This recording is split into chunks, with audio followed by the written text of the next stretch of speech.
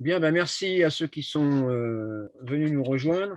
La réunion remorqueur, ben, il y a rien de vraiment nouveau par rapport aux autres années. On a toujours les mêmes avions, c'est toujours la même activité. Donc, on va juste ben, rebalayer un petit peu les, les mêmes points que les autres années, revoir donc la charte, les points clés de la charte du pilote remorqueur et parler un petit peu de sécurité des vols, notamment vis-à-vis des accidents qui ont eu lieu. Chez nous, heureusement, il n'y en a pas eu, mais il y en a eu ailleurs. Donc, on va balayer un petit peu tout ça. François, donc toi, tu es instructeur comme moi, hein, tu fais donc bon, je suis pas très très en forme, donc j'ai pas forcément les idées très nettes, hein. Pour ceux qui ne savent pas, j'ai le Covid.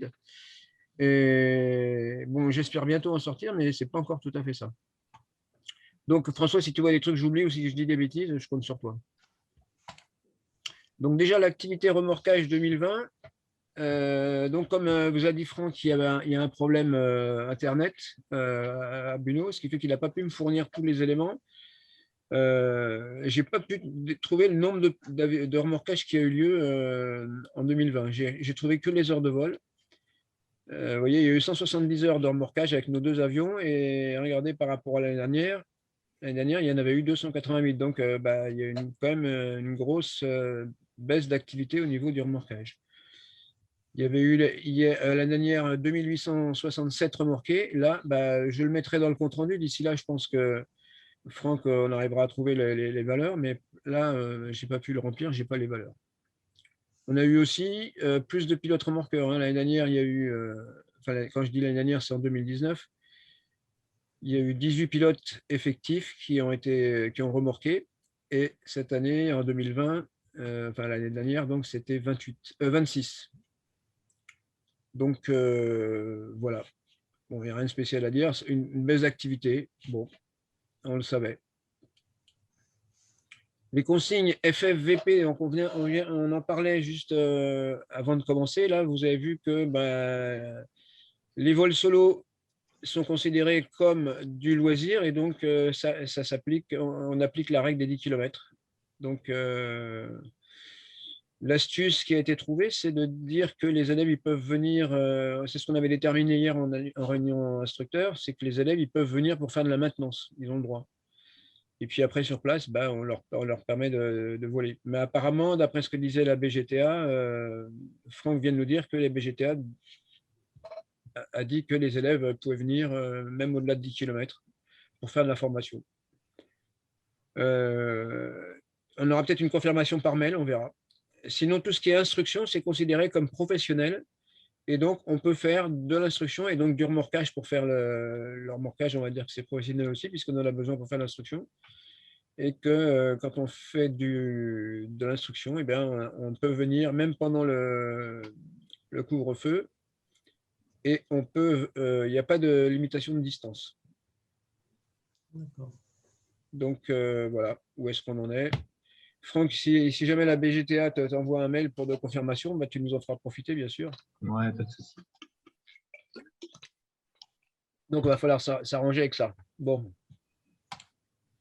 Sinon, Olivier, on a contacté Olivier. Enfin, c'était pas compliqué, hein, on l'a appelé.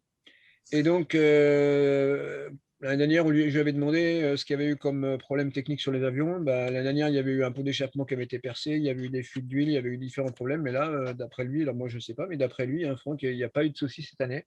Alors les avions ont moins volé, mais en tout cas, il n'y a pas eu de problème particulier. Ouais, aucun souci cette année, ni de démarrage, ni de technique.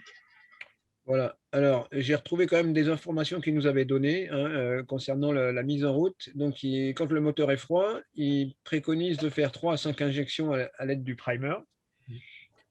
Lorsque le moteur est chaud, ne pas faire d'injection.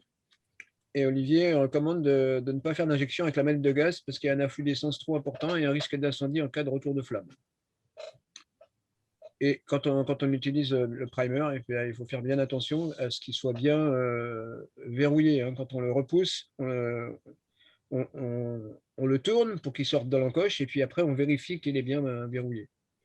Alors, si je peux préciser, pour être sûr qu'il est verrouillé, Mm. il suffit de pouvoir lire Engine Mm. dans le bon sens. Mm. Bon. Alors, les manettes de gaz tordues, donc il nous avait dit ça aussi, il conseille de rentrer et de sortir du cockpit à l'opposé des manettes pour limiter les risques de taper dedans avec avec les talons, parce que plusieurs fois, il y a eu les manettes qui ont été tordues. Voilà, donc ça, c'est les seules petites remarques d'Olivier. Sinon, tu lui as demandé, Franck, des nouvelles un petit peu, enfin, de ce qu'il espérait, quand est-ce qu'il espérait terminer la remise en état de l'autre pony là, qui est en chantier? Alors, bon, actuellement, il va bientôt faire la mise en croix de la première aile, puisque le fuselage est quasiment prêt, les accessoires aussi. Là, il était en train de peindre tous les accessoires de la deuxième aile. La deuxième aile, tous les éléments sont en train d'être sablés, les longerons aussi. Le montage va aller beaucoup plus vite que la première, parce que comme il a déjà la première de fait, il a tout dans la tête. Donc, pour le remontage, ça va aller assez vite. En plus, William Rawlinson est relativement pressé d'entoiler les ailes. Toutes les gouvernes ont été déjà entoilées, ainsi que le fuselage. Le fuselage a été peint. Il y a un petit souci avec la peinture, donc il reponce, il repeint. Voilà, donc ça devrait aller assez vite. Maintenant, c'est impossible de donner, d'après Olivier, une estimation pour savoir si l'avion sera, enfin, quand l'avion sera prêt, tout simplement parce que ça dépend de la maintenance planeur. Là, il a fini les visites. Le Papa Novembre a été fini la semaine dernière. Donc, il espère ne pas être trop embêté au niveau technique sur les planeurs. Tous les planeurs sont renouvelés et visités. Donc, maintenant, il se consacre uniquement au pony. Bon. Salut Colin qui vient d'arriver là dans la réunion. Salut Colin. Salut. Salut. Et du coup, pour les planeurs, plus on sera soigneux cette année, plus ça ira vite sur le pony. Alors, en ce qui concerne la doc du pony, je vous rappelle que cette doc, elle est disponible si vous voulez regarder. C'est quand même bien de temps en temps de regarder le manuel de vol en début de saison pour se rappeler un petit peu.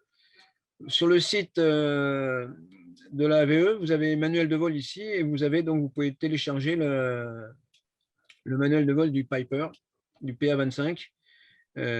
Donc, si vous ne l'avez pas fait, faites-le, hein, puis jetez un petit coup d'œil.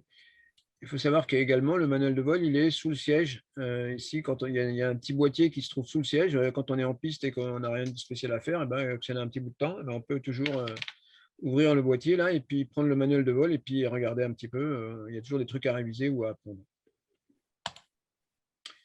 Également, dans Spiral, il y a François Besse qui nous a fait un bel article sur l'utilisation de l'avion à train classique. Donc, c'est pareil. Ça, sur le site de la VO. Michel Mioche, pour info. Pardon? C'est un article de Michel Mioche. D'accord. Et que donc François a mis dans Spiral, que vous retrouvez sur le site de la VE, dans celui de février 2020, vous avez des informations sur le pilotage de train classique. Donc, ça fait toujours du bien aussi d'aller jeter un petit coup d'œil, de réviser un petit peu les choses. On n'a pas volé beaucoup, hein, donc on n'a pas beaucoup d'expérience. Il faut pas hésiter de se remettre un peu dans les bouquins avant d'aller voler. Une question? Oui. Sur le siège, là, où on voyait le manuel de vol, il y avait une trousse rouge, c'est la trousse de secours ou voilà, c'est ça, ouais, trousse de secours. Donc, les deux poignées ont une trousse de secours. Ouais. Parfait. Vous avez aussi, donc, sur le site de l'ATO CNVV, dans l'onglet Documents, mode de lancement, vous avez le guide du pilote remorqueur, hein, qui a été… c'est toi qui as mis tout ça en page, hein, François. Tu as dû remplir une partie de ce qu'il y a dedans aussi, je suppose. Donc ça, c'est un document qui est vraiment indispensable. Et notamment, revoyez, avant que la saison commence, vous avez toute la criticité en remorquage. Donc tout ce qui peut arriver, vous prenez les trucs un par un et puis vous dites, tiens, si ça m'arrive, je fais quoi? Je réfléchis et puis après, vous regardez qu'est-ce qui est proposé comme solution. Et ça, c'est un petit peu de l'anticipation. C'est comme les briefings de sécurité qu'on fait. Hein. Si on a pris l'habitude d'aller regarder régulièrement là-dedans, eh bien, le jour où on a un problème, eh bien, on a beaucoup plus de chances de s'en sortir parce que, en fait, tout ça, ça existe. Hein. Ça sert à quoi que Ducrot se décarcasse? Donc, on a ça à notre disposition. Voilà, profitez-en. On va faire quelques petits rappels réglementaires. En ce qui concerne la prorogation de la qualification remorquage, eh bien, il faut au moins 5 remorquages au cours des 24 mois, c'est-à-dire rien du tout. Hein. C'est-à-dire que ce n'est pas avec ça qu'on va considérer qu'on a une expérience récente suffisante pour être remorqué de façon safe. Donc, il faut, si on est pilote remorqueur, il faut quand même s'arranger pour venir remorquer régulièrement, de ne pas laisser de trop grandes périodes sans remorquer. Alors, je sais qu'il y a un problème parce qu'on a des saisonniers et que souvent les gens du club se plaignent de ne pas pouvoir remorquer suffisamment. Alors ça, c'est des arrangements qu'on va faire à l'amiable, hein. Il faut quand même il faut répartir l'activité. Donc les saisonniers, ben, ils vont voler, mais je ne sais pas comment tu vois ça, toi, Franck, mais on va peut-être prévoir des jours où Alors déjà, on va pas faire comme l'année dernière, on reprend nos 2 saisonniers, mm, mais on va limiter à juillet-août. mm. Vraiment la partie pleine saison. Et après, si on a un remorqueur saisonnier qui est là pour les décollages, le deuxième remorqueur, si on le sort, ça serait plutôt un remorqueur du club qu'on prend. Ouais. Mm. Donc voilà, on va essayer de faire ça. On ne va pas mettre de règles précises, mais on va essayer de s'arranger. Après, c'est les chefs de piste, et Franck en particulier, qui va essayer de gérer pour que ça soit réparti équitablement, hein, sur tout le monde, hein. Parce que là, comme disait François, il y a déjà tout un tas de créneaux qui sont pris de remorquage, et donc quelqu'un qui voudrait s'inscrire pour remorquer, il n'y a plus trop de place. Je n'ai pas été voir parce que j'avais d'autres choses à faire là cet après-midi, hein. C'est ce que tu me disais, François? Oui, oui, ça se remplit assez vite. Donc, il faut Voilà. que tout le monde garde son Mm. expérience récente ou au moins quelques séances dans l'année pour.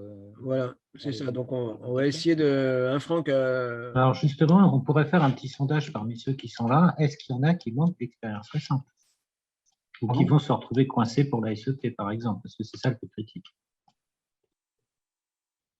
Non, tout le monde a son. Mais peut-être il y en a la plupart qui volent dans des clubs avions ailleurs, hein, donc ils n'ont pas besoin de 16 heures de remorquage pour faire la SEP, hein. En ce qui me concerne, moi, il me manque encore 3 heures et ça se finit pour moi le 25 mai.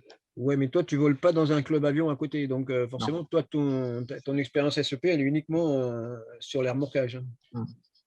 Il y en a d'autres qui sont dans ce cas-là, non? Non, non, tout le monde vole ailleurs. Je ne suis pas sûr, hein. Moi, j'en connais au moins 2. Non, mais je parle de ceux qui sont là, hein, je parle, hein. Oui, non, je parle dans les remorqueurs. Ces 2 dernières années, il y en a qui ne volent qu'à Buno, hein. Ouais. Bon, très bien. Ouais, Alors, moi, ça a été mon cas aussi. Le problème, c'est je pense qu'avec le Covid, il y a des gens aussi qui ont peut-être ralenti un peu leur activité dans des clubs. Et moi, j'ai fait me retrouver coincé l'année dernière parce que, en fait, la première année, j'ai beaucoup volé, la deuxième, pas assez, quoi. Donc, je pense que faire un petit sondage auprès des membres, ça peut être pas mal pour qu'on garde un parc, des remorqueurs opérationnels cette année. Je pense qu'avec le Covid, ça vole quand même moins, quoi, globalement. ça vole moins, mais il y a aussi plein de pilotes avions qui ne volent plus et ailleurs, professionnellement, et qui sont du coup plus disponibles pour venir faire de l'avion ici au club. Donc, on va essayer de faire ça au mieux, hein, Franck, hein, d'essayer de répartir ça. On va se mettre au milieu du lit, on va répartir la couverture sur tout le monde. Et puis voilà. Lolo, Eric? Pardon? Oui, et juste une question. Quand les gens parlent, on les voit pas. Moi, je les vois pas à l'écran en tous les cas. J'entends que les gens parlent, mais je vois personne qui est à l'écran. Moi, je suis sur un PC sans webcam, donc c'est pour ça. Ouais. Désolé. Mais Non, sinon, ta galerie, normalement, tu dois pouvoir. Tu vas en haut de ton écran à droite, tu as affichage et tu choisis le mode d'affichage que tu veux en haut à droite. Affichage, ok. Côte à côte? Ouais, côte à côte ou Choisis galerie. plusieurs modes. Donc, Ah, ou galerie, d'accord. Si tu mets galerie, tu vas voir tout le monde. voilà. Voilà. Donc, ensuite, on rappelle de la procédure OSRT, hein, outil de suivi réglementaire et technique. Alors, d'habitude, c'est les saisonniers qui gèrent, mais bon, quand il n'y a pas les saisonniers, c'est quand même un petit rappel. C'est le dernier. On le fait qu'une fois par jour. Donc, c'est celui qui a volé en dernier, le pilote remorqueur qui a volé en dernier, qui va gérer l'OSRT. Vous avez dans le spiral de janvier 2018, vous avez l'affichage de la procédure. Mais vous avez aussi cette procédure, elle est affichée dans la salle de briefing avec les codes et tout ce qu'il faut, hein. Si vous ne savez pas, vous demandez à Franck ou à un autre pilote remorqueur qui est là, mais il ne faut surtout pas zapper cette procédure parce que c'est ce qui permet aux mécaniciens de surveiller les potentiels et de s'assurer qu'il n'y ait pas de dépassement de potentiel. Tout ça, vous le savez, donc je passe vite, hein, c'est juste pour se rappeler. Prise en compte du remorquage danger SASO. Alors, danger SASO, le but de GSASO, c'est de surveiller l'expérience récente. C'est à vous apporter une alerte si jamais dans les 24 mois, vous n'avez pas fait vos 5 remorquages. Donc, les valeurs qui sont dans GSASO, c'est une valeur fictive standard de 5 minutes. Donc, le carnet de vol de GSASO, le carnet de vol avion, Hein. Ce n'est pas ces valeurs-là qu'il faut reporter pour mettre dans votre carnet de vol papier. Hein. Vous reportez les valeurs réelles quand vous les avez relevées dans votre carnet de route à la fin de la journée. Ça, c'est uniquement pour comptabiliser vos remorqués et vérifier que votre expérience récente en avion est suffisante. D'accord? Enfin, pas l'expérience récente en avion, votre expérience récente en remorquage. Voilà, donc ça comptabilise les 5 remorqués qu'il faut dans les 24 mois pour avoir le droit de remorquer. Voilà. Alors, si je peux préciser, Philippe, donc Laurent Colsonnet a fait par l'intermédiaire de GIVAV pour que ça arrive dans GSASO, des remorqués forfaitaires, c'est-à-dire qu'il a mis un temps forfaitaire forcément moindre, pour pas qu'on ait des risques de dépassement. C'est-à-dire que ce qu'on a dans GSASO, en heure de vol, je parle, pas en nombre de remorqués, mais en heure de vol, c'est forcément légèrement inférieur à ce qu'on a fait réellement. Donc, si dans GSASO, on a une expérience récente suffisante par rapport à la SEP, pour un point de vue des heures, tout va bien. Une précision aussi sur les 5 dans les 24 mois. Bon, ce n'est pas grand-chose puisqu'en une journée, on les fait généralement. Mais juste pour dire que si par mégarde, vous arriviez en butée au bout de 2 ans sans avoir fait 5 remorqués, ce n'est pas la mer à boire de se remettre dans le bain puisqu'il suffit de faire 5 remorqués sous supervision d'un instructeur avion qui reste au sol avec une radio. Et donc, c'est peanuts, on va dire. Hein. Effectivement, c'est une remarque importante et intéressante. Merci François. Donc maintenant, l'accidentologie. Donc, je ne sais pas si parmi vous, il y en a qui ont été voir le webinaire remorquage. Il y en a qui étaient au webinaire remorquage parmi vous là? Non. Non. Alors, il y a eu un retour depuis 2 ans des positions hautes. Il y en a eu énormément et ça a généré beaucoup d'accidents. Hein. Il y a eu 2 décès et 2 blessés graves parmi les pilotes remorqueurs. En général, les positions hautes, ça se termine mal pour le pilote remorqueur. Il y a eu aussi un blessé grave et un pilote de planeur. Il y a eu 2 avions remorqueurs et 3 planeurs qui ont été détruits. Alors, dans le webinaire, tout ça c'est expliqué, les différents événements sont détaillés. Mais alors, il faut savoir que déjà en 2021, c'est-à-dire cette année, Franck a déjà… Franck, tu as déjà eu 2 J'en ai eu 2, oui, et j'en ai eu une aujourd'hui. Encore 3 alors. Ouais. Et bon, donc là, c'était avec Jocelyn, et Jocelyn ne m'a pas prévenu, si tu veux, et j'ai senti le poney plonger. Bon, là, on était assez haut. J'ai commencé à le perdre de vue et tout de suite, c'est revenu, quoi. Mais c'était une démonstration. Le seul problème, c'est qu'il ne m'avait pas prévenu. Ah oui, alors ça, c'est pas bien. J'espère que tu l'as briefé là-dessus. Oui, je l'ai briefé là-dessus. Ouais. Alors, Jocelyn, il m'a dit qu'il était en visioconférence conseil de classe, donc il ne pouvait pas être là ce soir. Donc, mais il le regardera en replay, cette réunion. Donc, ça en fait 3 pour cette année. Voilà, donc il ne faut surtout pas faire ce genre d'exercice sans prévenir le pilote remorqueur, bien évidemment. Alors là, c'était… voilà. Bon. Donc, en ce qui concerne ces problèmes, vous avez sur Spiral, alors il y a eu un séminaire de sécurité remorquage sous forme de webinaire qui a duré 2 heures, qui était national. Il y avait à peu près 500 pilotes remorqueurs qui assistaient. Hein. Et donc, j'ai récupéré les vidéos et je les ai découpées en 4 parties. Donc, il y a une partie qui concerne le remorquage en ULM. Ça ne nous intéresse pas forcément à Buno, mais il y a tout un tas de… Il y a l'accidentologie, les positions hautes, il y a tout un tas de choses qui sont vraiment intéressantes. On est en confinement, on a un petit peu de temps libre, et prenez le temps d'aller voir ces vidéos sur Spiral. C'est très instructif, vous allez apprendre des choses. On compte sur vous. Également, je vous conseille en début de saison d'aller regarder la vidéo sur le convoyage air. Tout ça, c'est sur Spiral. Hein. Vous allez regarder le convoyage air où c'est démonstration des briefings en tant que pilote remorqueur. Vous êtes censé faire en pilote de planeur quand vous allez le chercher quelque part. Donc, regardez ça. Vous avez la vidéo sur les positions hautes. Celle-là, si vous ne l'avez pas vue, il est indispensable de la voir. Et une autre vidéo sur la position haute qui a été faite par la DGAC. Enfin, c'était une collaboration avec eux qui s'appelle Haute Tension. Et puis, vous avez aussi les vidéos d'impossibilité de largage, parce qu'on ne fait plus de retour au sol, comme vous le savez, mais il y a quand même une procédure qui existe, qu'il faut connaître. Hein. Ce n'est pas le jour où ça arrive qu'il vous demande mince comment je fais là, si jamais le planeur ne peut pas se larguer. Et pareil, vous avez radio, les signaux conventionnels. Alors, il va y avoir le championnat de France, normalement, j'espère, on touche du bois, au mois de juin.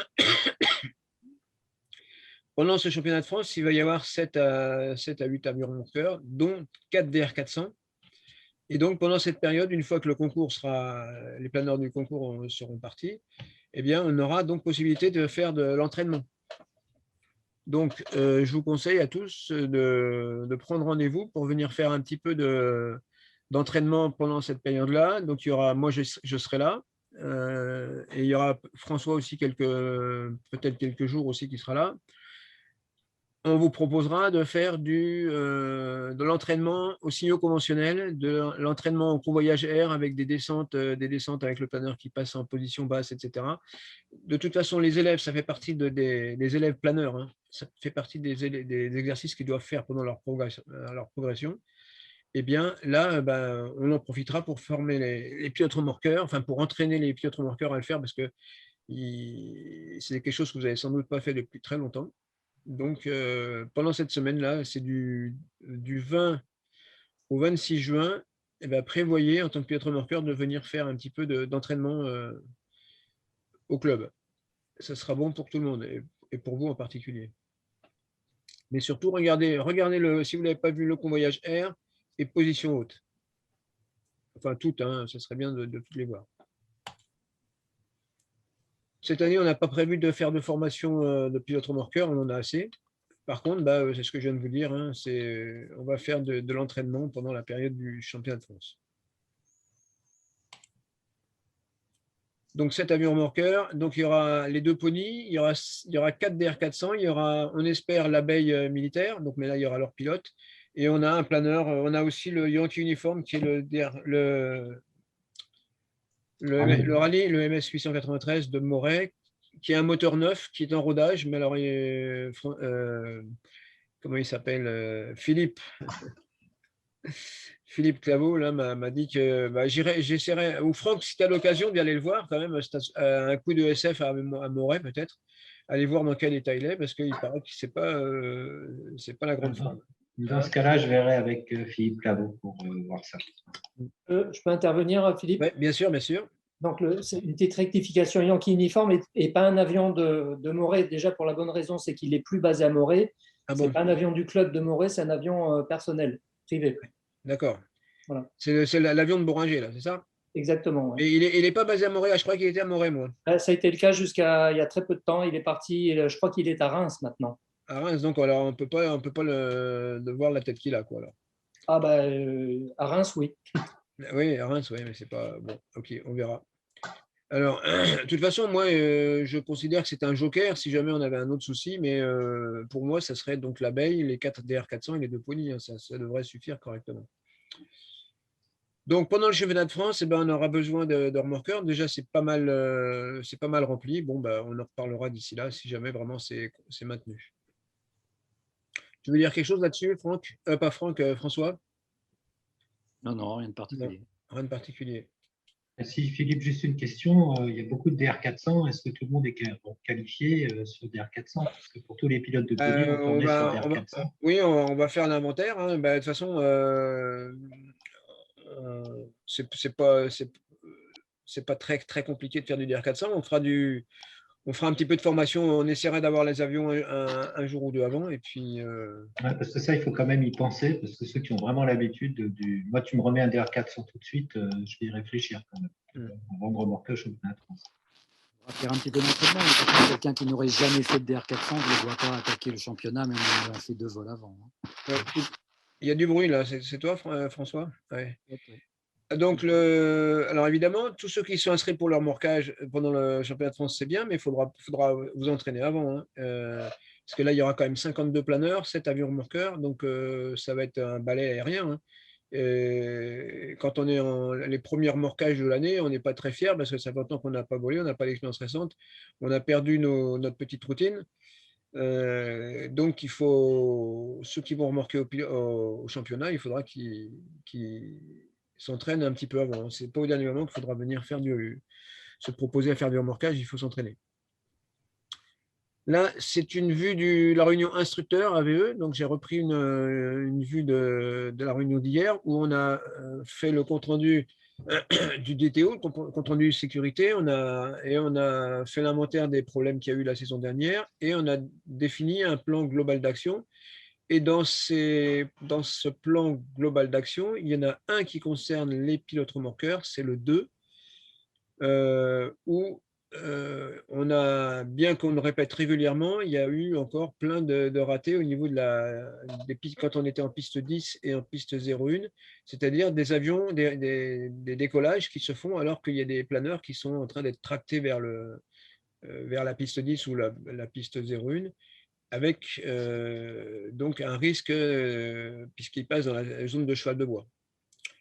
Donc là, en tant que pilote remorqueur, on ne l'a encore jamais demandé, mais là, ce qu'on va vous demander cette saison, c'est si vous êtes en train de préparer un décollage en piste 10 ou en 01 et que vous voyez qu'il y a un planeur qui arrive sur le bord de piste et qui va manifestement rentrer dans la zone de cheval de bois, eh bien, vous arrêtez le remorquage. Enfin, vous arrêtez, vous ne partez pas, quoi. C'est ça, vous ne partez pas, quitte à ce que vous coupiez le moteur pour que eh bien, les gens dégagent rapidement le planeur et puis après, vous remettez en route. Mais voilà, ça fait partie des consignes qu'on va vous donner pour cette année pour éviter ce genre de problème. Et puis, évidemment, les chefs de piste vont s'arranger à chaque fois que ce sera la 10 ou la 01 en service de bien briefer tout le monde. Mais comme je disais hier à la réunion remorqueur, il n'y a pas forcément tout le monde qui est au briefing le matin. Donc, ceux qui sont au briefing, ils le savent. Et puis après, il y en a qui arrivent plus tard. Ils sortent un planeur pour aller voler. Et ils n'étaient pas là, ils ne font pas gaffe. Et ils amènent leur planeur sur le bord de piste alors qu'il y a des remorquages en cours. Là, la dernière. Alors, si le chef de piste s'en aperçoit pas, après, c'est vous, les pilotes remorqueurs. Enfin, c'est nous, les pilotes remorqueurs, qui devons prendre les choses en main et arrêter le départ. Tu veux rajouter quelque chose, Franck? Oui, alors, donc, c'était pas faute de le dire en briefing, mais c'est pas faute de le notifier aussi, puisque je mets toujours des petits triangles sur le tableau noir, hein, le tableau que j'écris à la craie. Donc, ces consignes, on les rappelle souvent. On avait donné le choix, effectivement, pilote remorqueur, d'arrêter le moteur ou pas. Je sais que Rawlinson le fait assez facilement, tant pis si ça gueule derrière, et même si c'est un propriétaire. Par contre, ouais, je crois que cette année, il faudra vraiment arrêter le moteur, même si ça gueule. Parce qu'on a quand même eu un précurseur, hein, c'est Micheline Young, qui pourtant instructrice et pas mauvaise du tout, s'est fait avoir avec le 6, parce qu'une personne qui lui a tenu l'aile lui a un peu retenu l'aile, et elle a failli, avec le 6, faire un strike sur un duo discus qui était amené en piste 10. Voilà. Bon. Donc voilà pour ça. Maintenant, ça c'est quelque chose que je vous ai déjà montré les autres années, mais avec un pony, on peut aussi avoir un cartwheel. Donc, je ne sais pas si vous avez déjà vu cette séquence, cette faïence. Je vais vous la passer. Donc, vous avez ici, je ne sais plus ce que c'était comme planeur, mais en tout cas, c'était un pony. S20, un SW20. C'est un pony qui a décollé. Et vous allez voir qu'en quelques secondes, il y a eu un cartwheel et le planeur est passé sur le dos. Donc là, c'est image par image, hein, je vous le passe. Ouais, c'est à 5 secondes. Il y a 1 seconde à chaque image. Voilà, l'aile a touché. Il n'y a pas eu de largage. Il n'y a pas la main sur la poignée jaune où il n'a pas largué. Vous voyez, au bout de 9 secondes, il était 3/4 d'eau. Et à 10 secondes, c'était fini. Le pilote a été tué. Hein. Le pilote de planeur a été tué. Donc, ça peut se produire, ce type d'événement, quand il y a un petit peu de vent de travers, quand c'est des planeurs avec un crochet de treuil, un crochet arrière. Donc, c'est pour ça que dans la consigne radio au décollage à Buneau, on précise quand c'est un crochet arrière. Quand vous entendez crochet arrière, il y a les ASH 25. Hein. Toi, tu as un crochet de remorquage, toi, Eric? Et arrière. Voilà. Donc, quand en tant que pilote remorqueur, vous entendez crochet arrière, ça doit faire tilt. Hein, ça veut dire que là, il y a un risque, parce que le pony est quand même un avion puissant. Donc, il se peut très bien que on ait un cartwheel, donc il faut être très vigilant. Il faut appliquer la puissance pas brutalement et puis faire attention au vent de travers, quoi. Enfin, surveiller les conditions qui peuvent amener ça et être prêt à larguer, quoi. Et pareil, bien sûr, mais ça, c'est la responsabilité du pilote de planeur. Hein. Alors Philippe, juste une précision quand même. Le Mm. pilote remorqueur, la seule chose qu'il a à faire, c'est de mettre très doucement les gaz. Il ne peut rien faire d'autre. Non, mais d'être vigilant. Quand il entend que c'est un crochet arrière, il faut qu'il soit vigilant. Il sait qu'il y a un risque de cartwheel. Et donc, il va doucement et il surveille bien. Et il s'apprête éventuellement à larguer. Hein. Voilà. S'il voit que le planeur part en soleil, évidemment. Ensuite, autre chose qui peut poser un problème. Donc là, attends, je vais enlever ça. Voilà. C'est un Rex qui a été fait. Alors, il est un peu long. Je vais essayer de vous le lire sans trop bafouiller. Décollage axe 240 à Saint-Auban avec un ASW 27, vent faible. Après la mise en puissance, j'observe un grand nombre d'oiseaux au sol, une cinquantaine, de part et d'autre de mon axe de décollage. Habituellement, ces oiseaux dégagent sur les côtés lorsqu'ils entendent l'avion approcher. Cette fois-ci, ils décollent que très tardivement et surtout avec une trajectoire convergente à la mienne.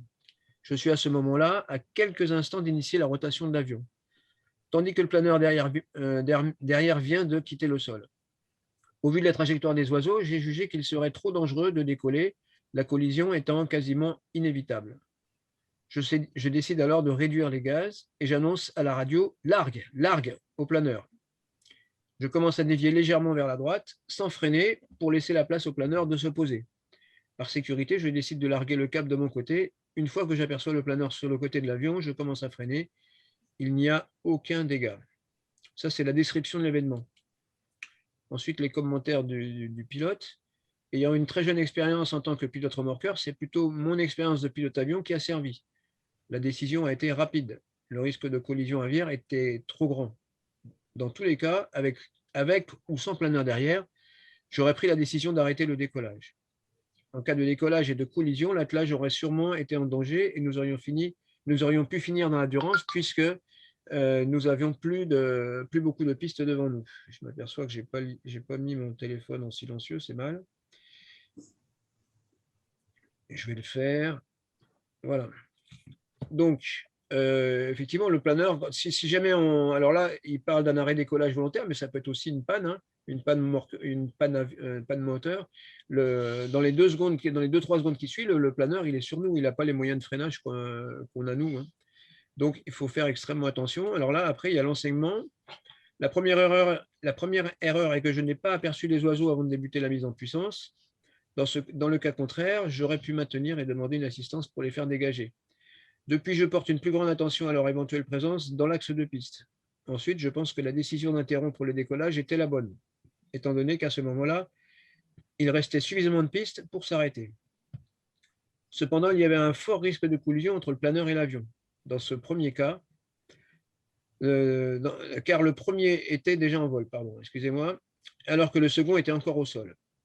L'avion a donc ralenti plus rapidement que le planeur. Par chance, chacun a pu dévier d'un côté ou de l'autre. Il pourrait être intéressant de prévoir ce genre de trajectoire. Par exemple, l'avion s'écarte à droite et le planeur s'écarte à gauche. Enfin, malgré mon message radio, le planeur n'a pas largué le câble.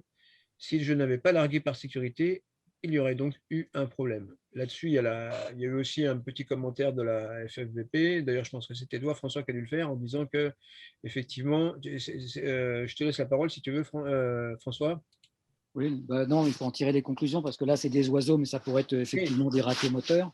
Oui. Donc, il faut tirer les conclusions qu'il faut dégager en 10-28 vers le nord et en 19-01 vers l'ouest. Vu que le planeur suit à 2 secondes, on n'a pas le temps. Bon, si vous faites de la radio, c'est bien, mais il n'aura pas le temps de répondre. Et puis, ce n'est pas là-dessus qu'il faut compter, donc il faut dégager vraiment. Un petit truc qui n'a pas été dit dans le Rex, c'est que largue, si le pilote planeur sort les aérofreins, il a la main sur le manche, il ne peut pas avoir une troisième main sur la poignée de largage. Donc, il y a des chances qu'il ne largue pas. Donc, c'est important que l'avion largue. Et c'est là aussi où j'amène un petit truc en plus, sans doute.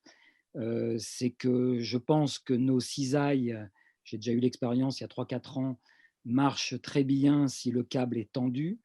Par contre, si le câble n'est pas tendu, je ne suis pas sûr que la cisaille marche très bien. Donc, ça veut dire que si vous dégagez, que vous faites un coup de cisaille, vous n'êtes pas sûr d'avoir cisaillé.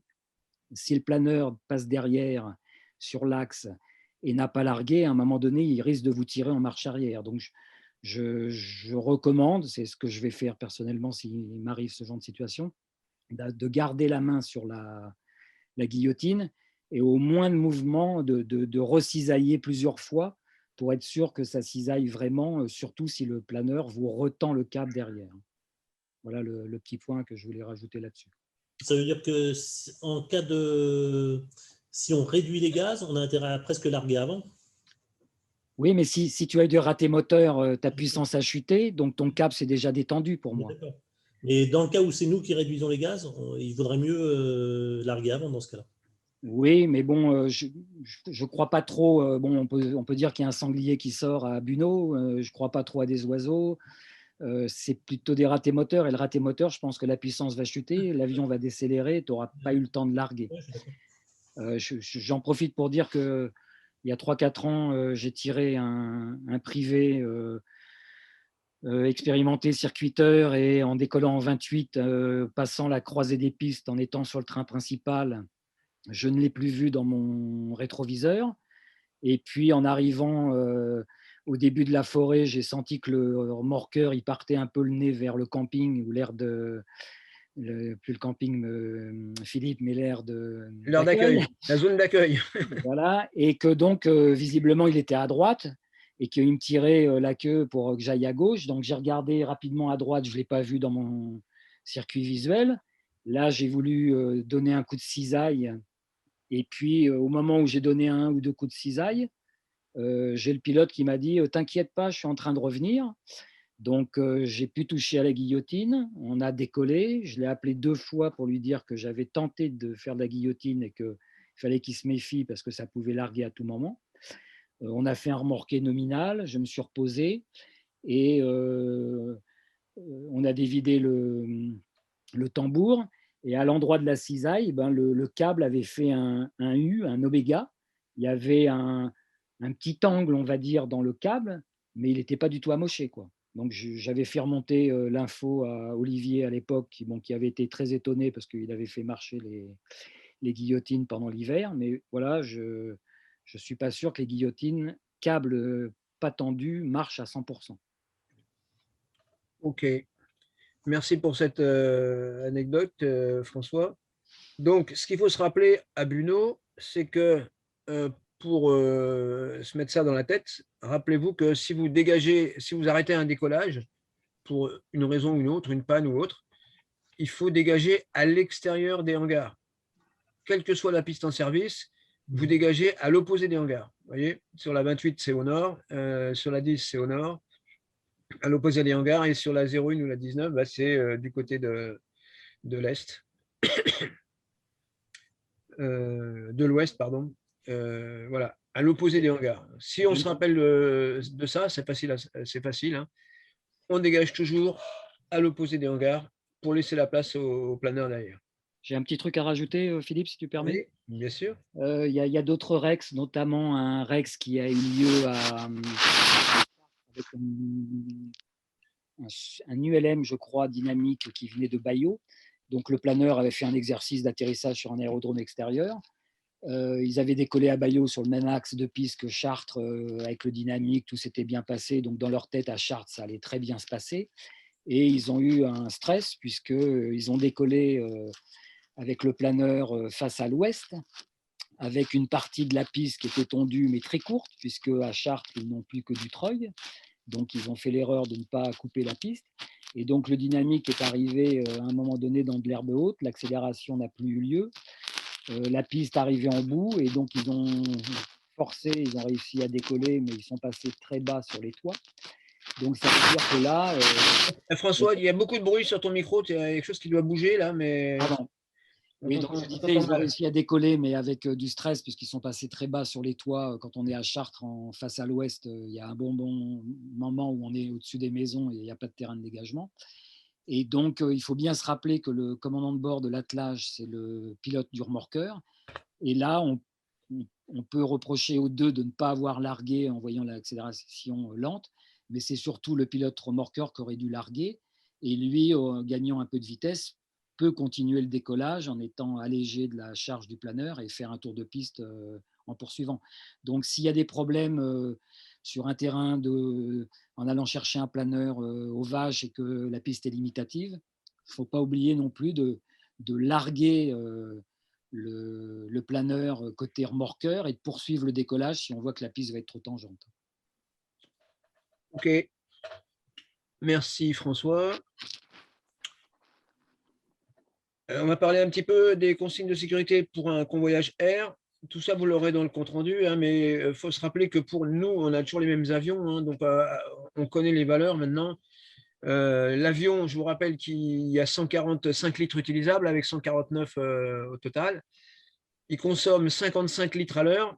Donc, si on prend une vitesse moyenne à l'aller de 180 km/h pour aller chercher, pour aller sur l'aérodrome où le planeur est posé, et au retour, une moyenne de 140 km/h en remorquage, eh bien, ça nous fait une vitesse moyenne de 160 km/h. Et donc, on a possibilité d'aller jusqu'à 85 nautiques, hein, en aller-retour. C'est-à-dire qu'on peut aller jusque, en gros, vers Amboise ou Nevers, si on veut faire ça sans refueler. Bien sûr, si on va plus loin, on peut refueler sur place. Mais ça, c'est quelque chose qu'il faut faire attention avant de partir, de s'assurer qu'on pourra bien récupérer de la 100 LL au terrain de destination, ce qui n'est pas toujours le cas. Donc, si on veut faire un dépannage air en prenant le plein avant de partir et en étant capable de revenir en ayant toujours les 30 minutes de réserve finale, eh bien, il faut savoir qu'on est capable d'aller chercher un planeur à 85 nautiques. Et que ça va nous faire à peu près 2 heures, puisqu'on prend 160 km/h de moyenne, on arrondit à 2 heures. Et comme on prend 30 minutes sur place, on va dire, pour aller accrocher le planeur, enfin 30 minutes sur place pour régler le départ, eh bien, ça va prendre au total au maximum 2h30, c'est-à-dire qu'il faut partir au plus tard 2h30 avant le coucher du soleil, si on veut revenir avant le coucher du soleil.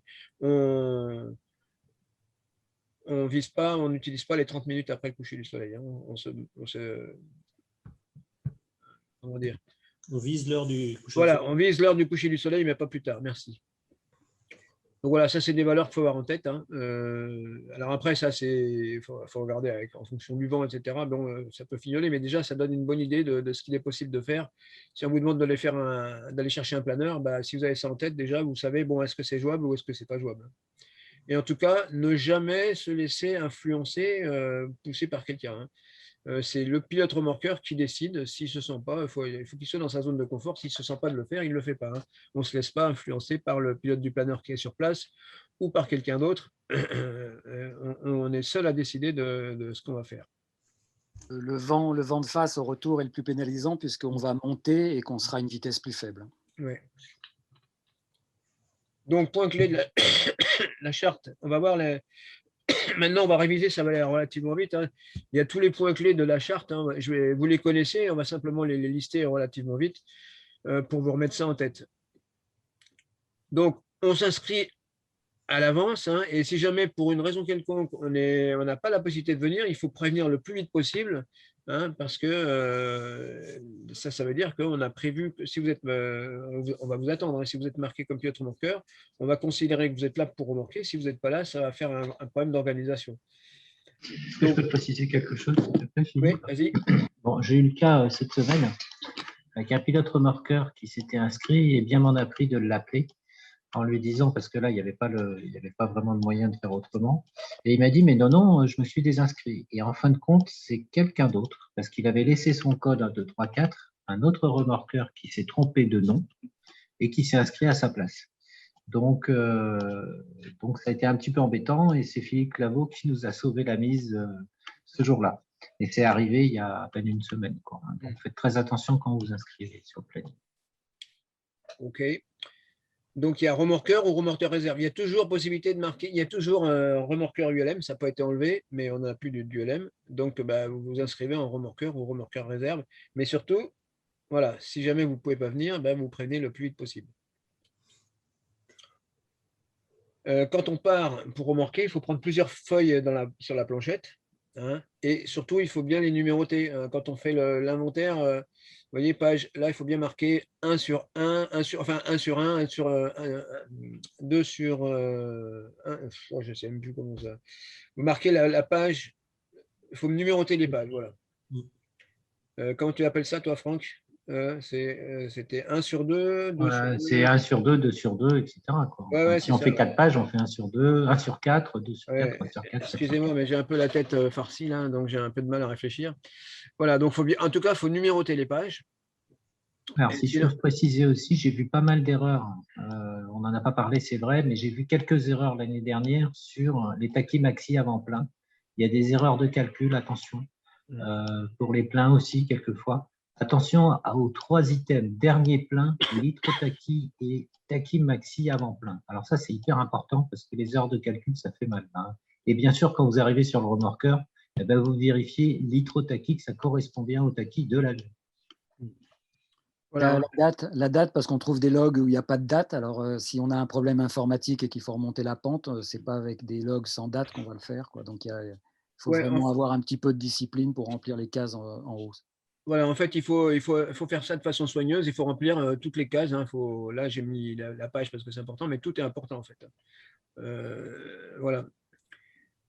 Quand on fait un convoyage, sur chaque feuille, il y a de quoi faire un seul convoyage. Donc, si on fait plusieurs convoyages, il faut changer de feuille. On y reviendra sur ces logs un peu plus loin. Donc, on vérifie systématiquement le câble avant le premier remorqué. On fait la vérification plusieurs fois dans la journée s'il y a une forte activité. Et puis, si jamais ça arrive à tout le monde, hein, moi, ça m'est arrivé plusieurs fois. Je pense qu'il n'y a personne qui peut dire qu'il ne s'est jamais posé avec le câble. Il a oublié de le rembobiner. Donc, si on se pose avec le câble qui n'a pas été rembobiné, eh bien, il faut faire une vérification complète du câble avant de repartir. Donc, on le tire, on le vérifie. La meilleure façon de vérifier le câble, c'est de le faire passer dans la main. Hein. C'est comme ça qu'on voit qu'on sent s'il y a quelque chose. Visuellement, ce n'est pas toujours facile à se rendre compte, mais dans la main, dès qu'il y a quelque chose qui ne va pas, on le sent quand on le frotte dans la main. Une petite précision, s'il te plaît. Vas-y. Généralement, quand il y a un nœud qui se forme, c'est que le câble a été tendu au moment du largage. Et j'ai déjà vu des pilotes tenter vainement, ce qui est un peu stupide, de grimper de quelques mètres au moment du largage. Si un jour ils se ratent, qu'ils tirent un peu trop et qu'ils ont raté la poignée, ça va passer en position haute. On a eu des accidents ces 2 dernières années. Donc, ça serait bien si vous avez dans le rétroviseur le visuel sur un planeur qui, au moment du largage, fait une ressource quasiment au moment du largage, vous faites remonter l'info parce qu'il faudra qu'on aille voir ce pilote pour qu'il arrête de faire ce genre de manip dangereuse. Quoi. OK. Donc, vérification de l'huile en prévol, c'est 9 quarts. Et on pense, quand on resserre le bouchon, il ne faut jamais le forcer. On a déjà eu un bouchon comme ça qui était tellement serré que quand on a voulu le desserrer, ça a cassé. Hein. Donc, on le serre, mais tout doucement, il n'y a pas besoin de le serrer trop fort. Et donc, on vérifie bien 9 quarts avant les vols. Donc, c'est Pietro Morqueur qui est responsable du contact avec Seninfo pour signaler le début de l'activité. Ça, il ne faut pas l'oublier. Donc, sur les fiches, vous avez le téléphone de Seninfo avec la fréquence, éventuellement, on peut le faire par fréquence aussi. Et on a Paris Info, mais ça, c'est pour quand on quitte le soir pour le dernier vol. Des fois, Seninfo est fermé. Ils ne répondent plus. Donc, à ce moment-là, si ça ne répond pas à Seninfo, on téléphone ici à ce numéro-là, Paris Info. J'ai vérifié les 2 téléphones ce matin. Ils sont bons. Donc, ceux qui sont sur les planchettes sont valides. À noter aussi une petite chose, c'est à la fin des remorquages, quelquefois on a encore des planeurs qui sont encore en vol, que le pilote remorqueur, s'il s'en va, vienne voir le chef de piste et le prévienne pour que ce soit le chef de piste qui appelle Seninfo pour clôturer. Hein, parce que moi j'ai déjà eu le cas où Seninfo me faisait le reproche que ça n'avait pas été clôturé, ou alors dans l'autre sens, ça n'avait pas été ouvert quand on clôturait. Donc faire attention à ça, et si on s'en va, prévenir le chef de piste. Voilà, la clôture à Seninfo, ce n'est pas quand on a fini le remorquage, hein, c'est quand tous les planeurs sont posés. Voilà. Philippe Claveau a levé la main, vas-y. Oui, à ce titre, on a dans la salle briefing un petit panneau avec Orly et Seninfo. Moi, quand j'avais appris, je pense que c'est François qui m'avait appris ça, d'utiliser le petit clapet pour dire c'est activé, ou c'est désactivé, Seninfo. Je trouve que c'est pas mal. Je ne sais pas s'il y a une utilisation standard de ce panneau ou pas. Moi, j'avoue que je ne l'ai jamais utilisé, mais je vois ce que tu veux dire. Mais comme on n'en a jamais vraiment parlé pendant les réunions, je ne sais pas si ça se faisait à une époque, François. Ça, c'est Oui, jamais ça a été opérationnel il y a quelques années, puis ça s'est perdu. Ouais. Voilà. Bon, on peut essayer de le remettre en service, hein, Franck. Oui, ça pose aucun problème. Oui, en attirant l'attention que c'est pas un jeu, parce que des fois au briefing, on peut triturer le petit truc et baisser ou remonter le truc, quoi. Enfin, l'intérêt de ces panneaux, enfin, à mon sens, c'est que ben, justement, samedi, quand j'ai remorqué, je n'ai pas attendu le dernier qui s'est posé. J'ai vu Franck qui a dû clôturer. Et je pense que c'est un rempart supplémentaire pour ben, éviter l'oubli de clôturer, quoi. D'accord. Une petite précision, personnellement, je ne recommande pas d'utiliser 134.3 pour prévenir que l'activité est en vol, quoi. On est en remorqué, on a un planeur derrière, il y a peut-être des avions ou des hélicoptères qui vont passer. Je pense qu'il faut vraiment rester sur la fréquence. Donc, voilà, pour moi, on téléphone, y compris une demi-heure avant le décollage. On prend de l'avance et ça laisse le temps à Seninfo de modifier leur planning ou de prévoir le message. Mais 134.3, on n'a pas le temps pendant un remorqué de changer de fréquence pour moi. Et ouais, tu as raison, c'est pas safe de le faire. Moi, je le fais jamais en radio, hein. De toute façon, on fait toujours en téléphone. Et je pense qu'il est utile aussi de préciser à chaque fois l'activité voltige. Exactement, oui. Ouais, ça, c'est important. À partir du moment où je me demande même si ça ne sera pas systématique de dire qu'il y aura de la voltige, puisqu'on en fait quand même assez régulièrement. Moi, je pense, hein, parce que j'ai fait un vol il y a 2 ans, je crois, avec un élève d'Étampes avant un test. On m'a demandé de lui faire un pré-test. Je lui ai laissé choisir la nave. Il a fait 3. On est parti d'Étampes. Je regarde son trait passé exactement à la verticale de Bunot. Je fais rien. Il décolle d'Étampes. Il appelle Seninfo. Et comme tous les pilotes, il croit qu'il est sous radar, protégé, etc. J'ai attendu. Bon, il s'est paumé un petit peu. On est passé sur les carrières de Metz. Mais avant, j'avais quand même basculé sur la fréquence de Bunot. S'il avait été sur le trait, il passait exactement à la verticale de Bunot en étant confiant, en étant sur la fréquence du CIV. Et le CIV lui avait dit, oui, à part quelques planeurs en local de Bunot, pas de trafic connu. Donc là, je l'ai fait remonter à une réunion DGAC, mais visiblement, la DSNA, ça ne bouge pas. Donc je pense qu'il faut matraquer.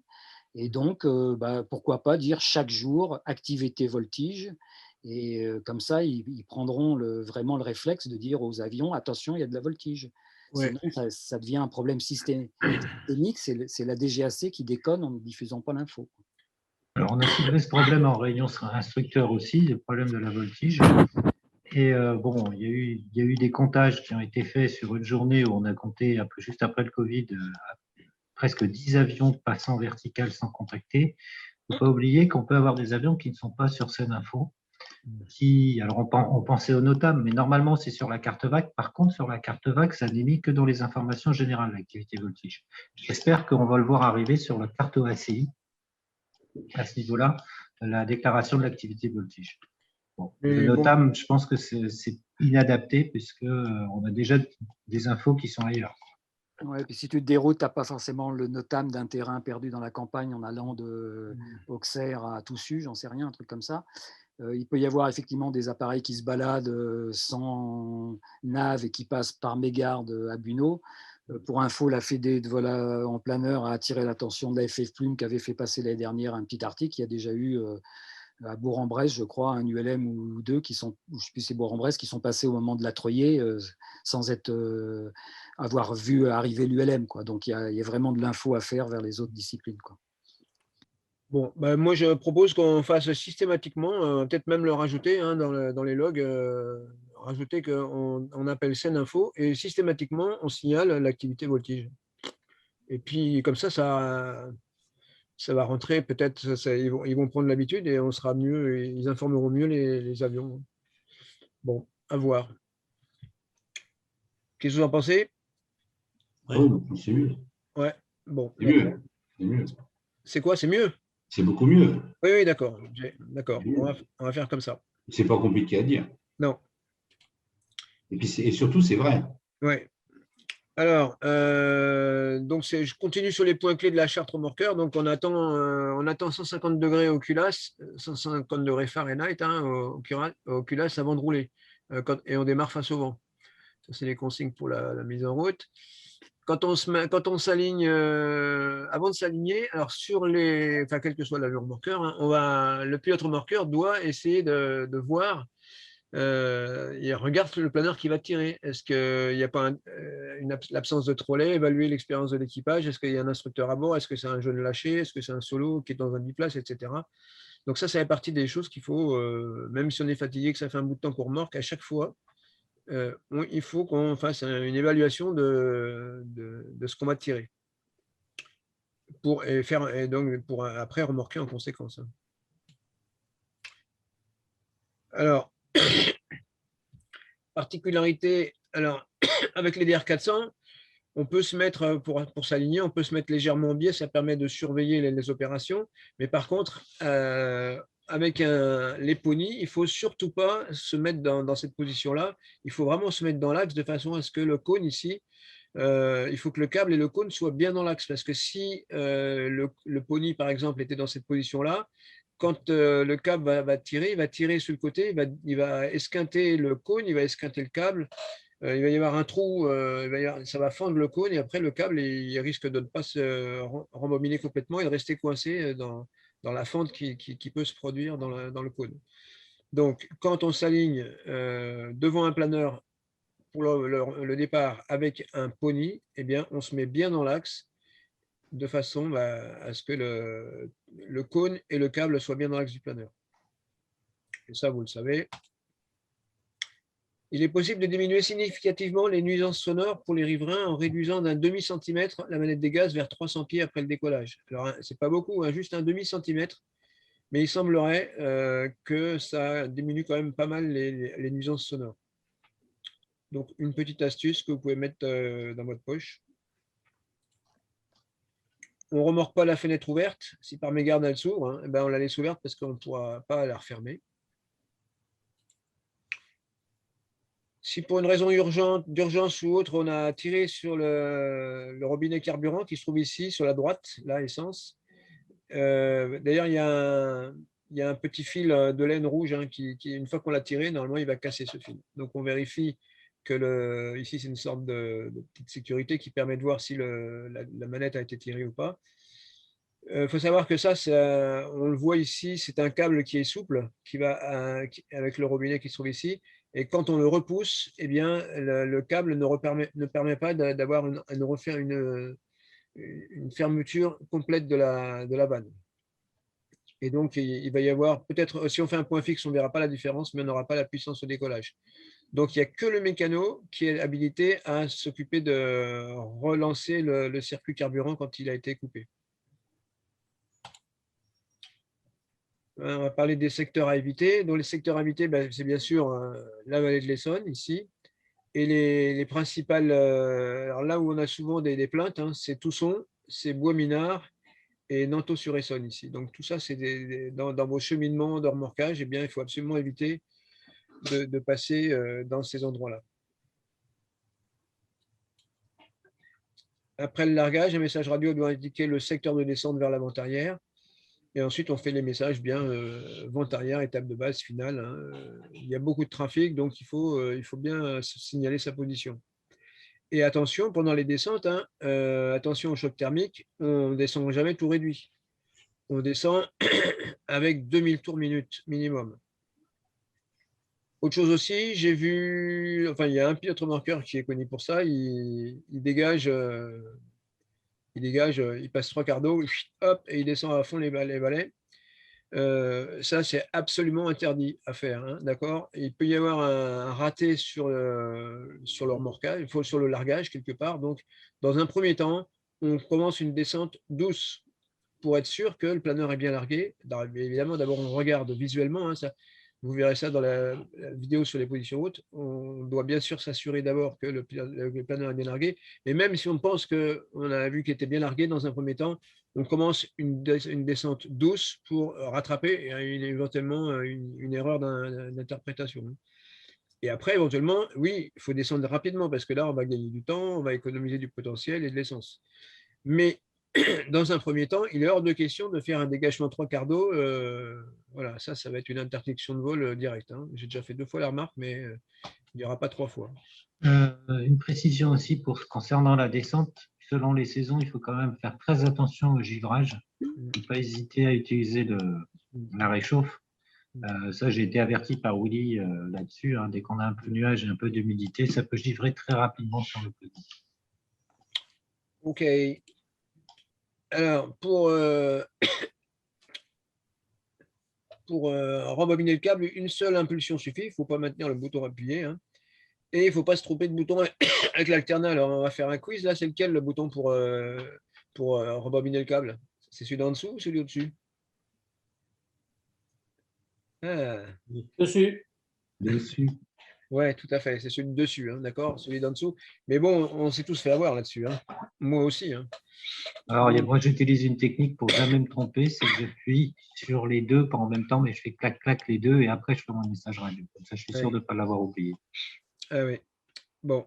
Alors, voilà. En tout cas, vous faites une impulsion et puis, comment dire, et puis on a la technique qui permet de vérifier si le câble est bien embobiné avec les traces, les traits qu'on fait au marqueur sur le câble pour voir si tout est bien rentré. Ça permet de voir s'il n'y a pas un bout de câble qui reste à traîner dehors. Hein. Donc ça, il faut penser à le regarder. On arrête l'appareil toujours face au vent dominant afin que le dernier, pour refroidir les culasses quand l'avion est au parking. Et la mixture doit être toujours laissée tirer une fois qu'on a arrêté l'avion. Hein. Une fois qu'on a arrêté l'avion, on l'arrête à l'étouffoir et on le laisse étouffer. Alors, en cours de journée, le parking des avions se fait en aval du starter. Mais bien sûr, on ne stocke rien dans la zone de cheval de bois. Et notamment s'il y a l'utilisation des deux remorqueurs. Hein. Donc à ce moment-là, on les stocke. Là, en 10, c'est complètement au bout là-bas. En 0,1 ou en 19, on les stocke en dehors de la zone de cheval de bois. Et dans les journées où ça circuite, eh bien, si les deux ponies sont utilisés, à partir de 16h30, il est recommandé qu'il y en ait un des deux qui soit avitaillé et mis en attente en cas de déclenchement de la panagère, parce qu'on a vu qu'il fallait, il y a 2h30 maxi avant le coucher du soleil. Hein. Après, si on va à 85 nautiques pour la rayon d'action max. Mais enfin voilà, si ça prend toujours du temps de se préparer pour aller chercher un planeur quelque part, le temps de préparer un peu sa nave. Donc, si l'avion, déjà, il y a le plein qui est fait, on gagne du temps. Je peux poser une question? Oui. Dans le cas d'un exceptionnel remorquage long, ce qui pourrait arriver, est-ce qu'on a on peut prévoir un refuelage sur un terrain avec une carte totale qui serait au club? On n'a pas de carte totale au club. Hein. Non, je confirme, on n'en a pas. Non, donc dans ces cas-là, il faut vérifier sur le terrain où tu vas que tu peux payer. Il y a beaucoup de terrains où tu peux payer avec une carte bleue perso. Hein. Mais tout ça, c'est marqué dans la carte vague, dans la partie avitaillement. Il y a marqué si c'est ce qu'il est possible de faire. Mais bon, le mieux, le mieux c'est de téléphoner. Le mieux, c'est de téléphoner au terrain avant de partir en demandant est-ce qu'aujourd'hui on peut faire du carburant, est-ce qu'on peut payer avec une carte bleue perso, etc. Rien ne vaut un coup de fil pour le savoir, hein, parce que sinon tu peux te faire avoir. Moi, j'ai eu pendant un test de PPL où je m'étais fié à une information qui était sur la carte VAC en me disant qu'il y a un terrain où je pouvais refueler. Donc, on avait fait la mania, etc. Et on s'était posé sur ce terrain. Et puis, quand j'ai voulu faire le plein, non, ça ne marchait pas. Parce qu'en fait, il y a effectivement il y avait du ravitaillement, mais c'était les gens de l'aéroclub qui avaient les clés de la pompe. Et sur là, il n'y avait personne de l'aéroclub. Ce qui fait que je me suis retrouvé short. Hein, et je ne pouvais pas refueler, donc on a été obligé de raccourcir le vol.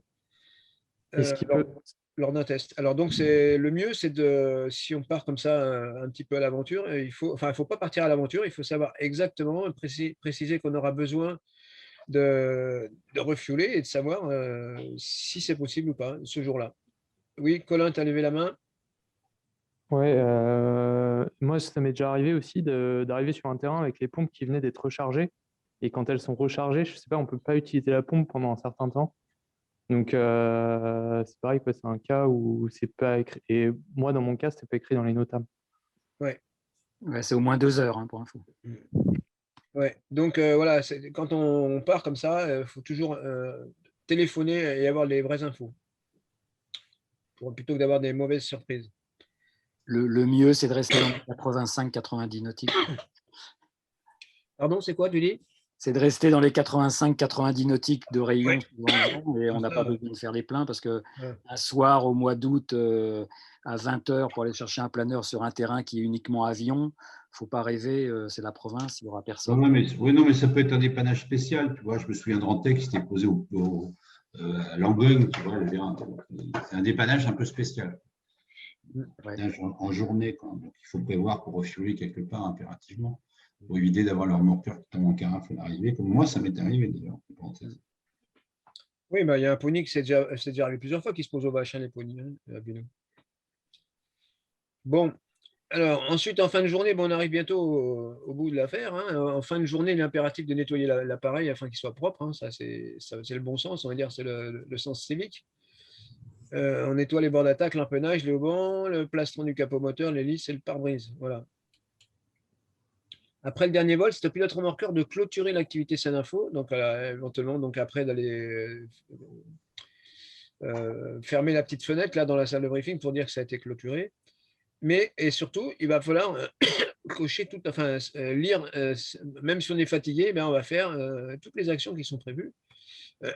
Fermer SENINFO. Si SENINFO ne répond pas, il y a le téléphone de Paris hein, qui est dans le haut de la feuille. La planche électronique, il va falloir marquer le nombre de demi-remorqués qu'on a fait, le nombre de remorqués, les remorqués voltige, etc. L'OSRT, on en a déjà parlé, mais il faut le faire une fois donc, par jour. Donc le dernier vol, on va faire l'OSRT. Et puis, on va faire, une fois qu'on aura fait le plein, je vous rappelle quand même qu'on a eu une chance extraordinaire il y a 3 ans. Hein, il y a un pilote remorqueur qui n'avait pas fait le plein le soir, et puis un autre le matin qui n'a pas vérifié visuellement que le réservoir était plein. Eh bien, il est tombé en panne, et coup de bol, il est tombé en panne au roulage au sol entre deux remorqués. Hein. Donc, c'était vraiment le coup de bol, la carte chance qui a joué là. Mais pour éviter ça, eh bien, on fait le plein systématiquement jusqu'à ras-bord le soir. On, on fait le calcul donc des 2 heures au taquis, puisque c'est ce qui va nous permettre de nous limiter, d'éviter la panne d'essence.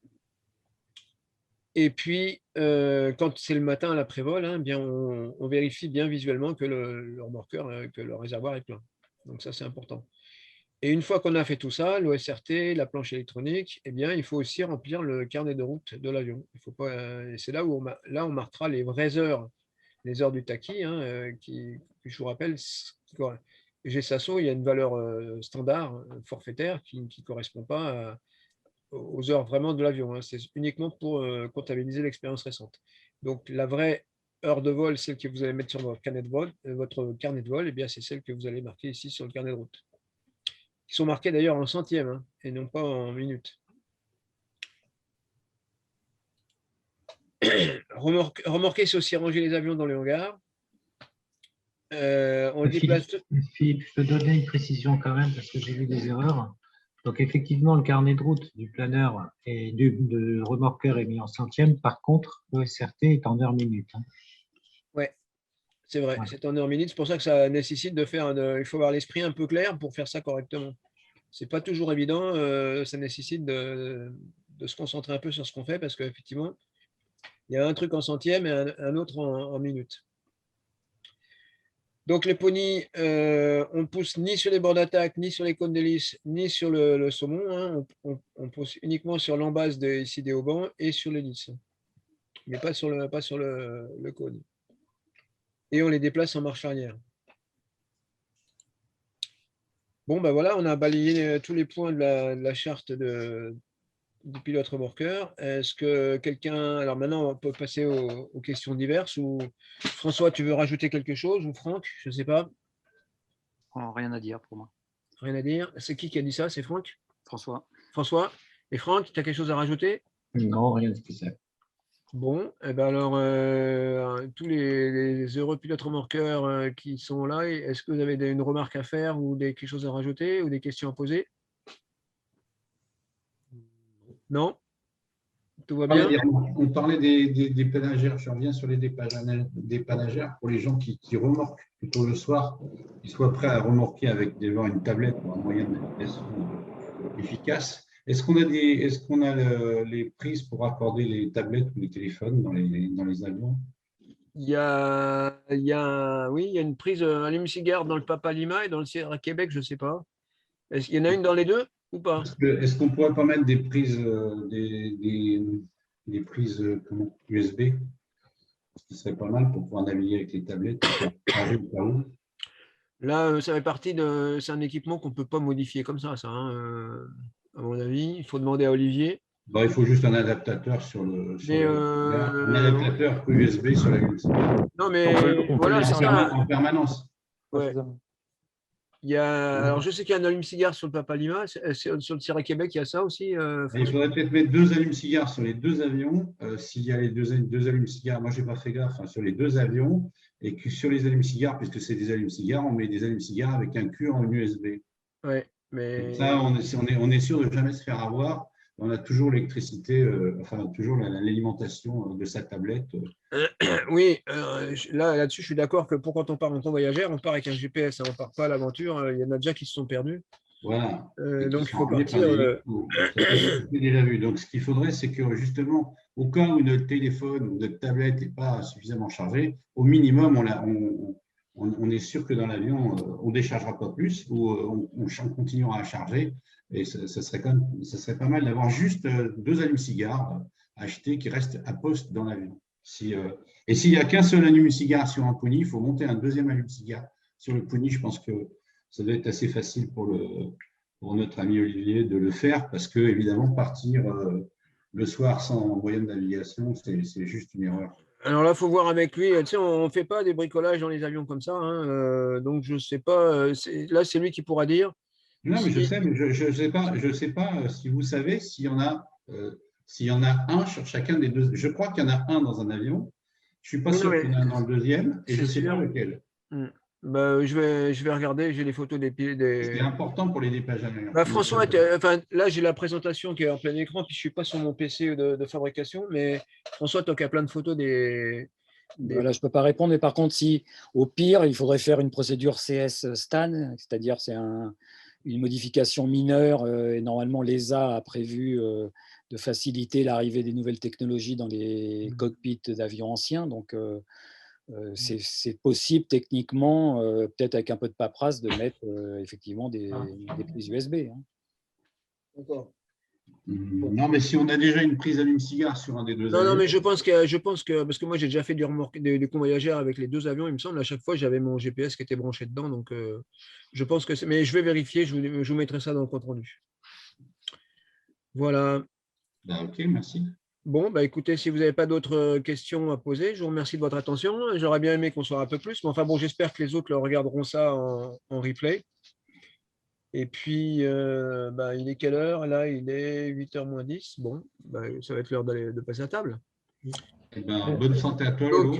Là, je me suis shooté avant de commencer. Et toi, finalement, je n'ai pas trop toussé. Ça va, là. Ça va. Bon. Donc, cet après-midi, c'était dur. Hein? On est en train d'en sortir, là, tu penses? Ouais, non, ça fait déjà 8 jours. Ouais, normalement, oui. J'ai pas de problème de respiration, mais j'ai un problème de tout. Bon, enfin bref. Allez, on va gérer ça. Ok. Merci beaucoup. Allez, bonne soirée à tous. Et puis, bon vol, bon remorquage en sécurité. Et puis, j'espère à bientôt à Buno. Hein? Allez, à tous. Philippe, porte-toi bien. Merci. Salut, Philippe. Merci. Salut Philippe et merci.